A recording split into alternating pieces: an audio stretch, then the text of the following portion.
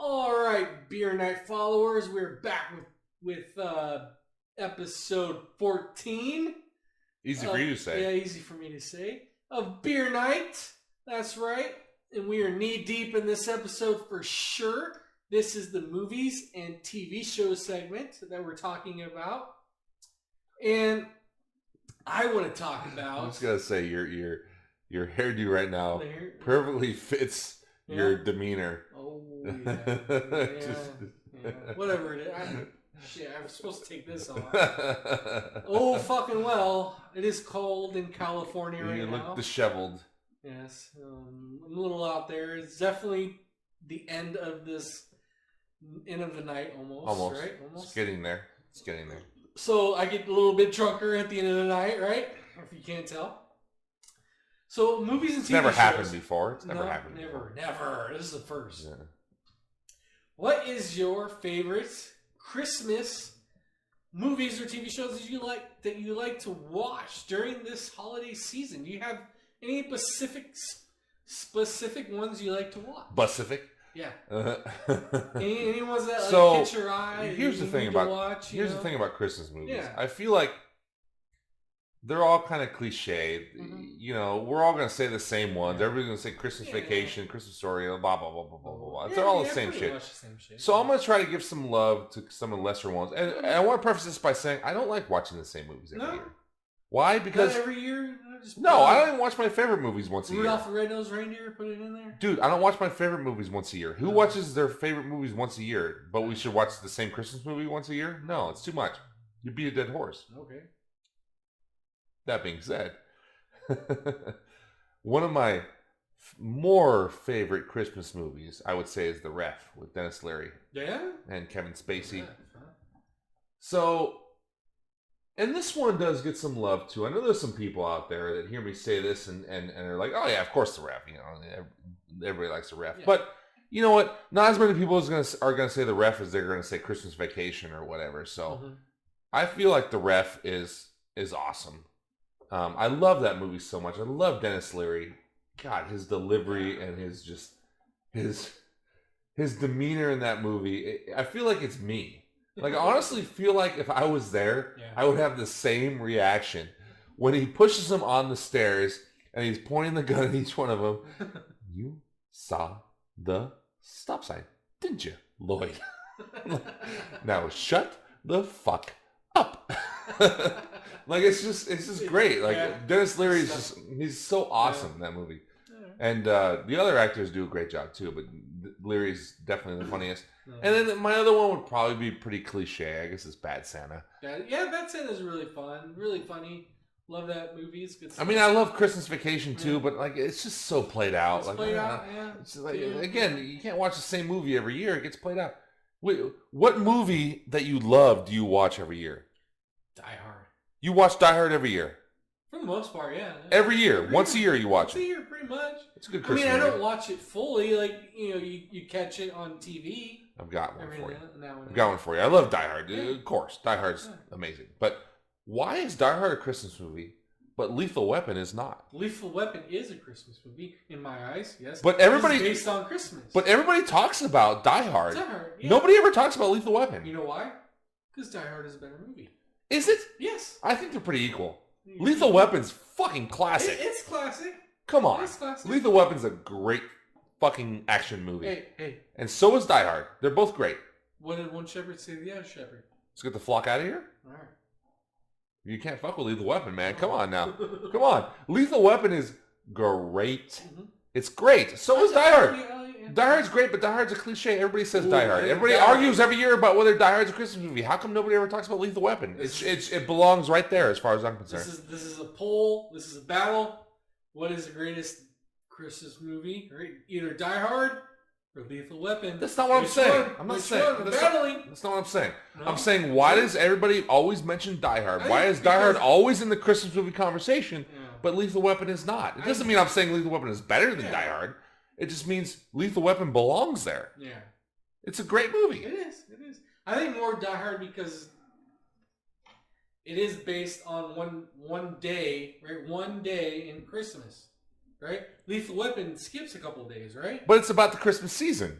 Like, it all takes place during the Christmas season. It does, but I don't know. It's good. There's more Christmas stuff. Question. There is more Christmas stuff in Lethal Weapon than there is in Die Hard. Yeah. There is. All right.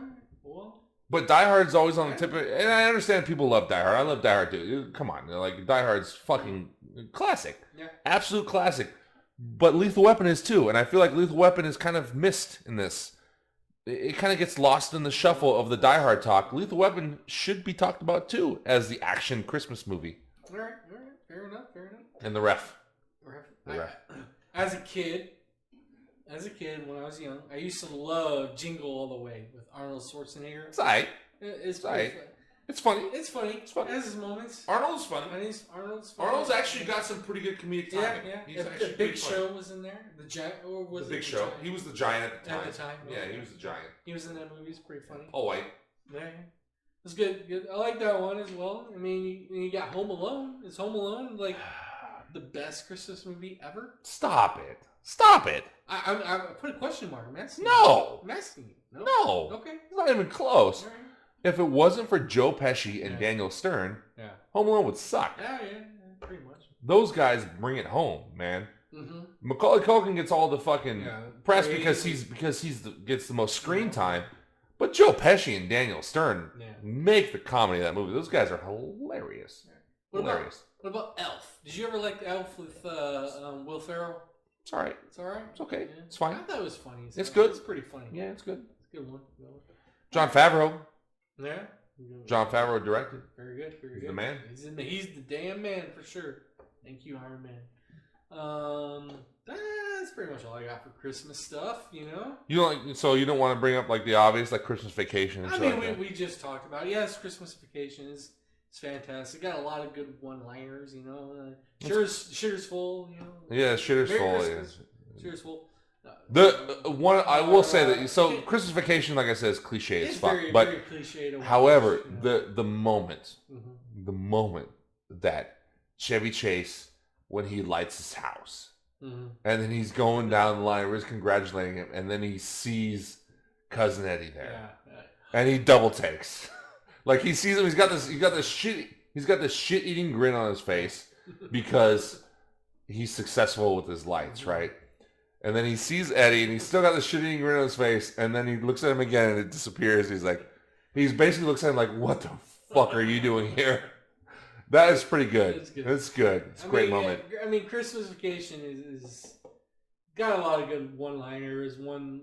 Just all around fantastic. Probably, would you say it's the number one Christmas movie to watch almost? Not for me. Not for you? Only because if you would pick one Christmas movie only because it's played out every year.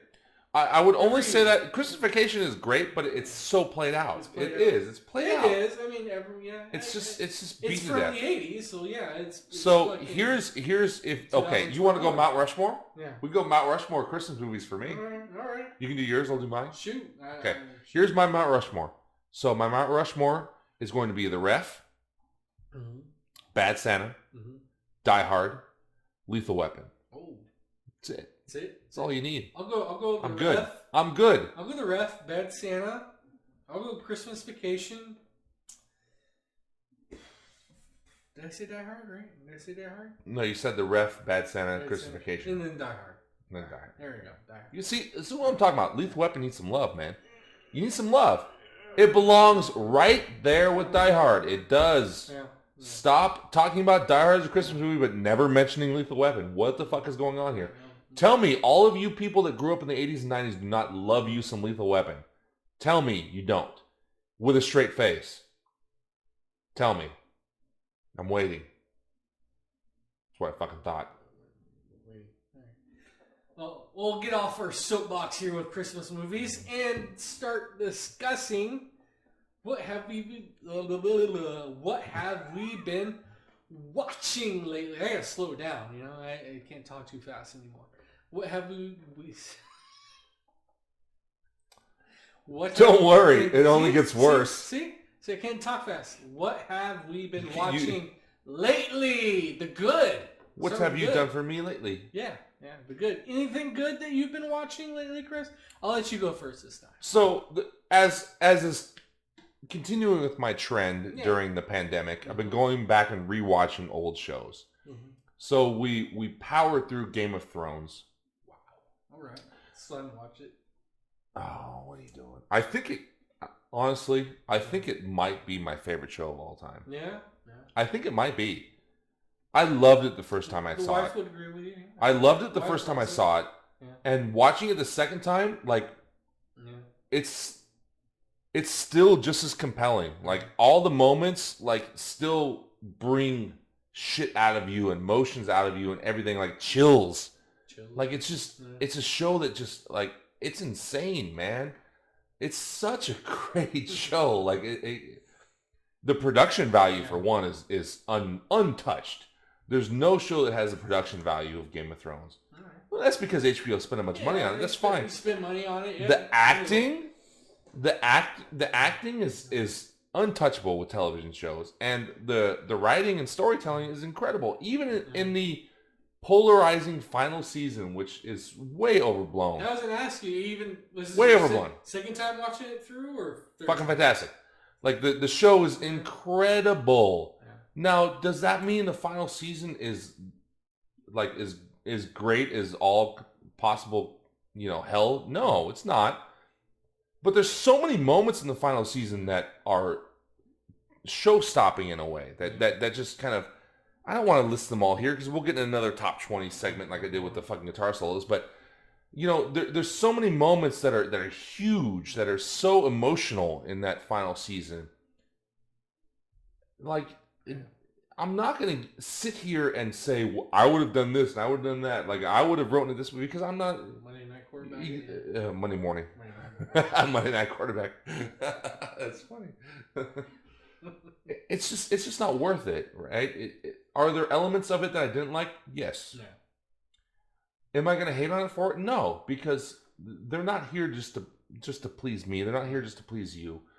There are certain things in the final season that was kind of like, but honestly, I will say this, not as much as everybody else. All the shit that I hear about other people complaining about, I'm like, I don't really have a big problem with that. No. The Daenerys thing, I'm like, given her history and her lineage, I don't really have a big problem with that.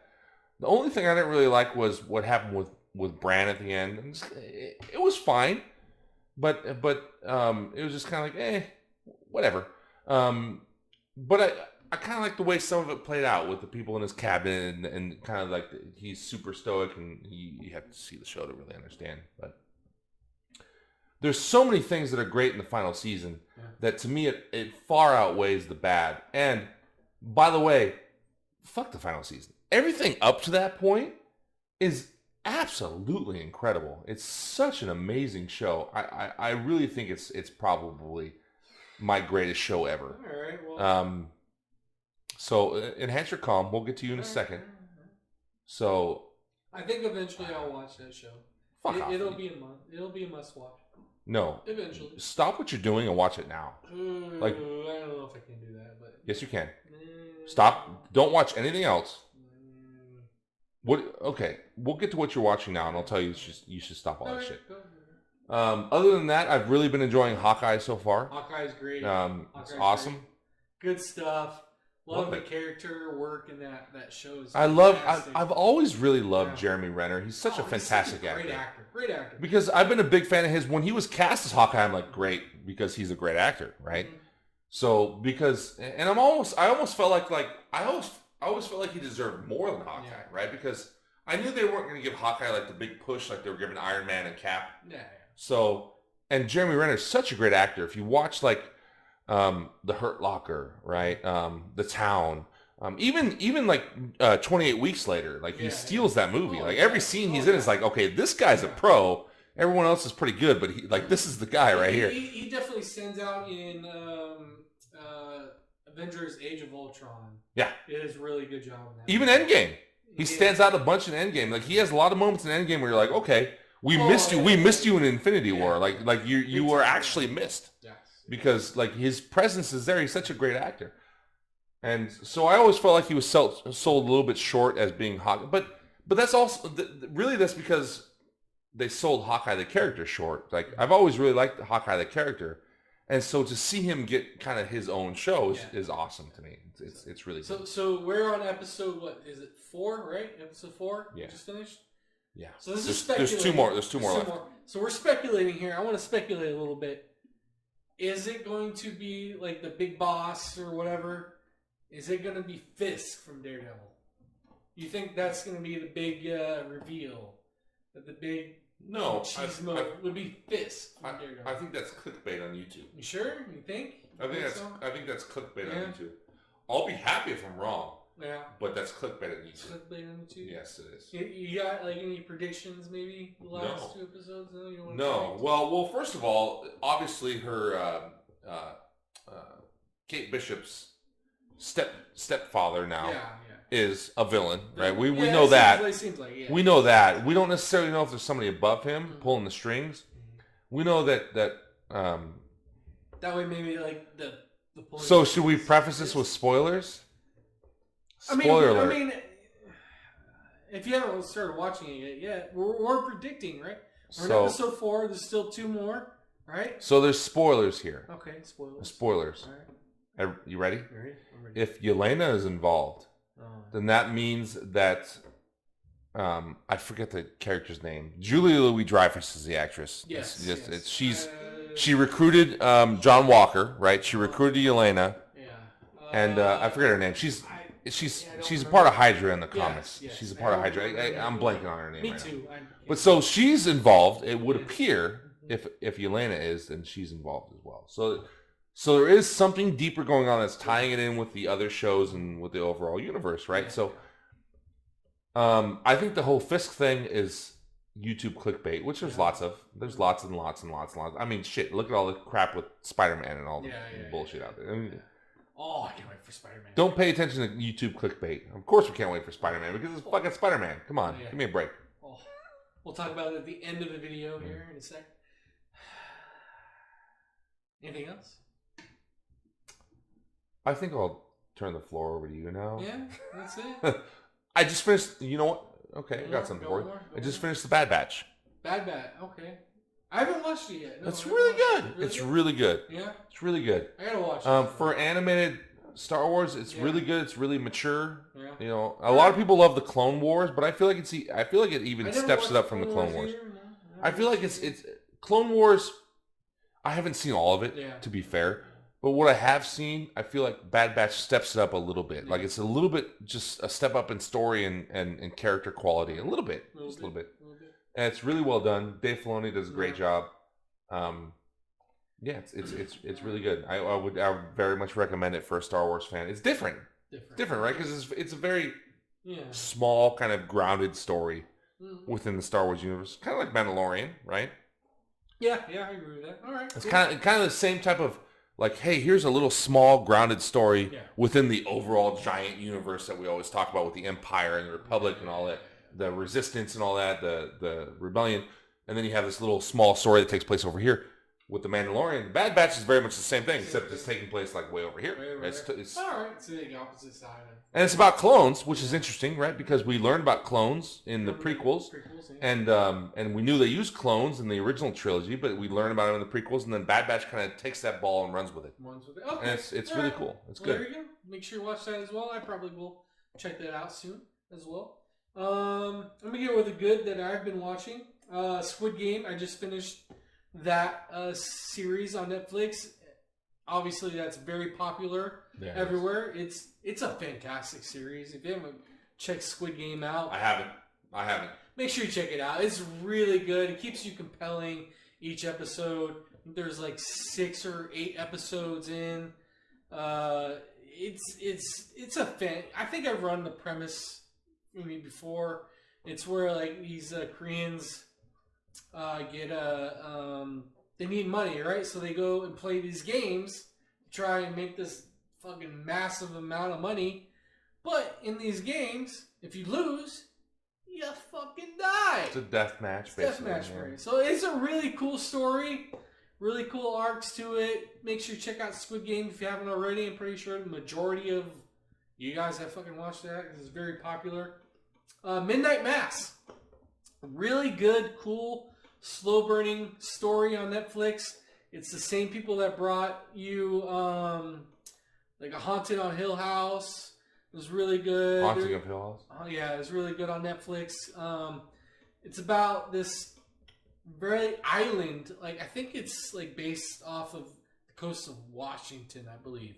But there's an island off the coast, and there's something fishy going off that island. You don't know what it is.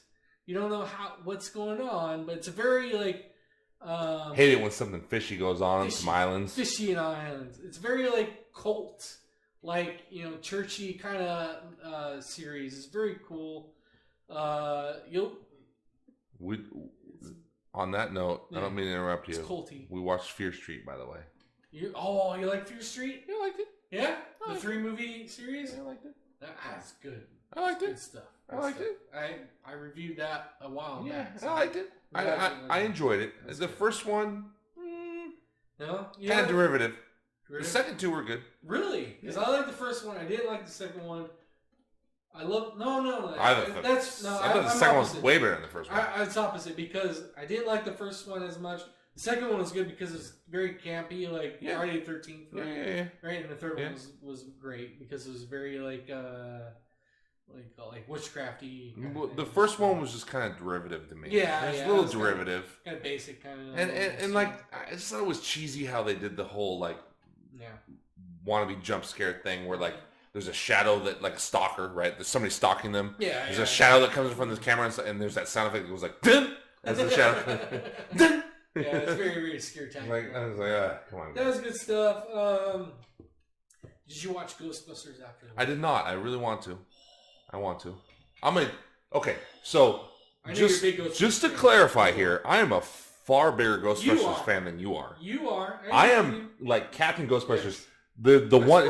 Okay, so we were talking about the one-liners in what were we talking about? Christmas Vacation.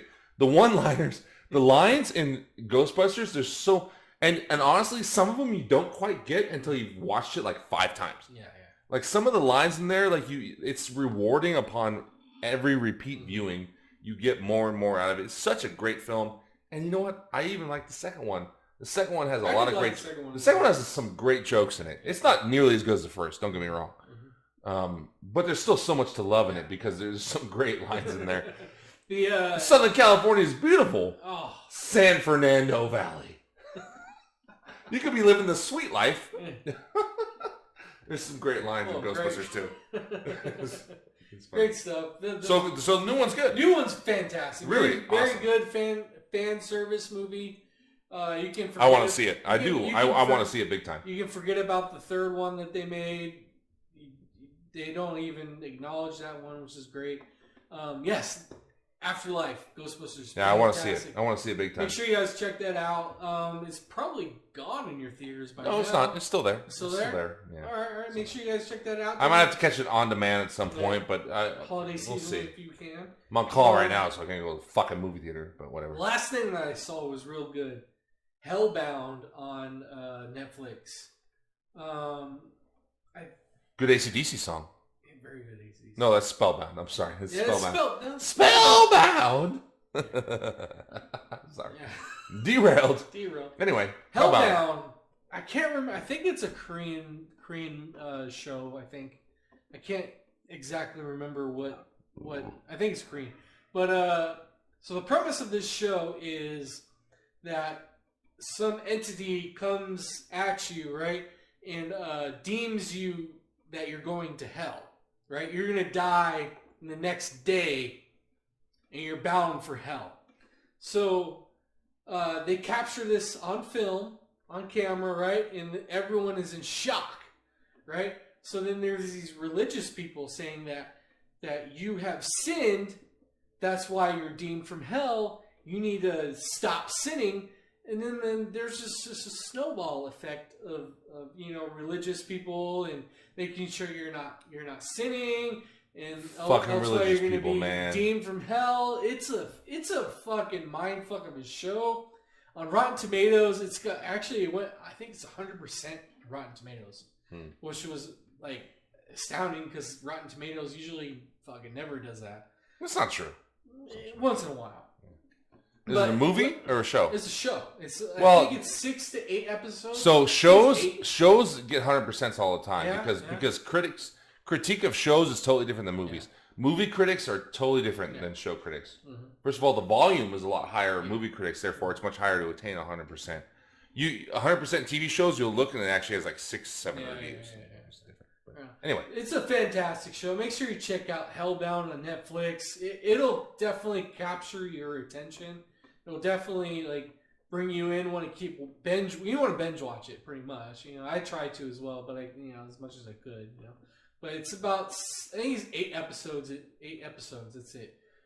Very intriguing show. Make sure you check that out on Netflix. Other than that, we usually do the bad, but like the bad is not, there's not too much bad. You got any bad stuff? You've been watching all good shit? Bad. Honestly, what only could have qualified as bad, and it's not that bad, is probably the first Fear Street movie. Yeah. Like we just talked about, where I felt it was kind of derivative, but it's not really that bad. Like, it's not bad. It's not bad. The other two were just better. How about the Internals? You like the Internals? I did like the Eternals. I was kind of iffy on. Don't say internals, by the way. It's eternal. Eternals. It definitely, like, maybe I gotta watch it again. I don't know. I didn't like it first watch when I watched it. It kind of bored me a little bit. Kind of was slow. And then, like, towards the end, I kind of understood why it was slow. But it wasn't slow at all. I mean, there's plenty of action. There was plenty of stuff going on. I feel like there's a lot of the same complaints going around for the Eternals. And I really enjoyed it. I had a great time at the movie theater with it. I had no problems with it whatsoever. But one thing I will say about it is that I did feel like it was very macro. Yeah. Whereas most of the other Marvel movies do a good job of being micro, even if they're about macro subjects. Mm-hmm. So Eternals was about a lot of big stuff. Right, very big. The Celestials are kind of a big universal thing, right? Like it's about things that are these cosmic beings throughout the universe.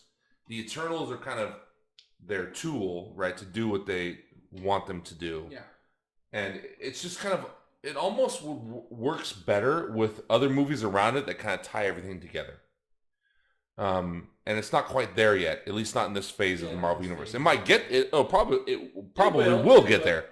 But as of yet, it's kind of like, okay, there's all this big shit, macro shit going on. Whereas something like Shang-Chi or Black Widow or something is a little bit more micro, and it's a little bit more contained in itself. Whereas the Eternals has all this macro shit going on. It's a new story. It's a brand new story that we haven't even beyond that. But so is Shang-Chi. Yeah. But Shang-Chi was very grounded. Mm-hmm. Eternals is very macro. It's very like the Celestials are this big universe spanning thing, right? That these cosmic beings. It's kind of like almost the first introduction into it, right? Essentially, they mentioned it. They mentioned it once before. Yeah. Ego. Ego in Guardians 2 is a Celestial. They mention it briefly there. Very briefly. So it's a brand new thing. Pretty much, yeah. So and it's huge, right? The Celestials are these big cosmic beings. It's so kind of macro compared to all the micro aspects of the MCU that they've done so well all along, that I feel like that's kind of where it lost people a little bit. Is like, what's this big red thing that these people keep talking to and stuff like that? I know it because I'm familiar with the Celestials from the comics. So, but everybody else is kind of like, what's this big red thing they keep talking to, and what does it all mean, and blah, blah, blah. I feel like you kind of just had to go along for the ride and not take it too seriously. Because I feel like it's going to make more sense later. Yeah. If that makes sense. I don't know where they're taking it. Because we haven't gotten there yet. We know the last phase of the last big story arc of the MCU it was 23 movies. Mm-hmm. So now we're 4 movies into the next phase, but also they're incorporating all the shows into it too. They are. Yeah. So we have all these episodes of shows. Like there's so much, and it's all out here. Like everything's far apart, and eventually they're gonna bring it all together. But who knows how long it's gonna take? And then like once they do bring it all together, you're like, then the Eternals might make more sense, right? Yeah. So I still enjoyed it. I still had a fun time with it. I thought the action was great. I liked all the characters. Yeah. I liked pretty much all of them. So like there was nothing really that I didn't like about the movie, but I did kind of get the idea that it was the macroness of it, the bigness of it, would kind of lose a lot of people who don't know what the Celestials are, who aren't familiar with kind of that aspect of the Marvel Universe. And it's just kind of like, what? What's going on? Who are these? What are these people doing? Yeah, why have they been here for like, thousands of years and not stayed hidden? I mean, they did explain that. They did. They said because you're there to convert the planet to a new Celestial, right? But what's a Celestial? Again, that kind of goes back to people not knowing what a Celestial is and what the impact of them is. And it's so big. It's like, so it's this big giant robot that floats around in space, right? Yeah, So yeah, it's macro. Like it's very kind of almost abstract. Not quite, but kind of almost. So I can see why it would lose people from that, but I don't know. You just kind of have to go with it as like a spacey popcorn movie. Like it's just it is out there, and I will agree it's out there. But if you understand kind of what the Celestials are in the comics and kind of how it plays into everything, I feel like in the movies we might eventually get there to where it'll kind of make more sense. If not, then whatever. Then maybe Eternals is just a one-off and they never really get to it. But I feel like they will. I mean, it's been a successful movie. It's made a lot of money. For the pandemic. It's made a lot of money. It hasn't been as successful as Shang-Chi and Venom and Black Widow, but no other movies have either. So all right.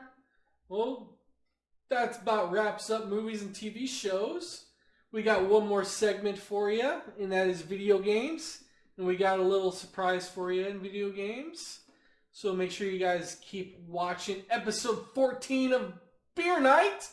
Make sure we get the 4 horsemen, baby. That's right. 1, 4